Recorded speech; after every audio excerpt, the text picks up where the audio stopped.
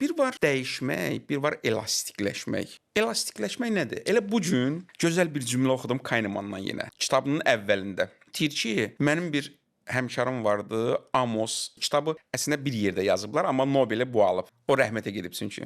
Deyir ki, o çox deyir, dəyərli insan, dəyərli alim idi və çox incə, həssas davranış sərgiləyirdi. Necə deyir? Lazım olan zarafatları harda eləməyini bilirdi. Bu o qədər zəngindir insan psixologiyası. O qədər zəngindir. Ona görə çətindir. Çətindir. İnsan psixologiyası çox çətindir. Dəryadır. Ton-ton kitablar yazılır, yenə bitmir insan. Konkret deyil də, elastikdir, dəyişir. Sən bunu deməlisən, bu sözü, misal üçün. 1 saat vaxtımız var. 1 saatda mən bu sözü sizə deməliyəm, mütləq. Amma nə vaxt deyim? İndi deyim. Siz yoldan gəlmisiniz təzə. Yoxsa biraz nəfəsinizi dərəndən sonra deyim. O artıq qalır mənim ustalığıma. Nəyə harda necə deməliyik? Bəli. Elastiklik odur.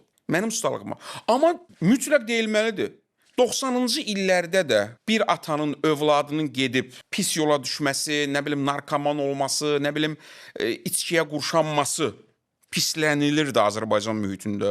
İndi də pislənilir. Bunların fərqi yoxdur. Amma elastiklik fərqlidir. Misal üçün deyirəm, 90-cı ildə ola bilərdi bir ata dəyənək vurardı övladına. Amma indi deyir mənim balam, bu yol səhvdir. Bu elastiklik budur. Məzmun eynidir, forma dəyişib.